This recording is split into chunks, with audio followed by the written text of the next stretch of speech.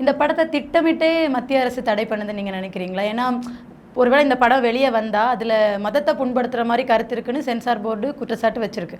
So அது மக்கள்கிட்ட போய் ரீச் ஆயிரும் அப்படின்னு மத்திய அரசு பயப்படுதா? இல்லை, மத்திய அரசாங்கத்தின் தரப்பு, சென்சார் போர்டின் தரப்பு கோர்ட்டில் வந்து என்ன வாதம் வச்சாங்க அப்படிங்கிறது ரொம்ப முக்கியம். நீங்கள் இந்த படம் வந்து ஜூன் 4ஆம் தேதியே வந்து படம் முடிச்சுட்டாங்க அப்படின்னு அஃபீஷியலாகவே விஜய் தரப்பு, இந்த ப்ரொடக்ஷன் தரப்பு, ப்ரொடக்ஷன் சொல்கிறாங்க 2025 ஜூனில். ஆமாம், 25 ஜூனில். இப்போ 2025 ஜூனில் முடிஞ்ச படத்துக்கு சென்சார் போர்டுக்கு சர்டிஃபிகேட் வாங்குறதுக்கு இவங்க டிசம்பர் 18ஆம் தேதி தான் படத்தை கொடுக்குறாங்க. இப்போ ஏன் இந்த 6 மாத காலதாமதம் அப்படிங்கிற ஒரு கேள்வி வருது. அந்த கேள்விக்கு ப்ரொடக்ஷன் தரப்பிலிருந்து எந்த பதிலுமே வரல.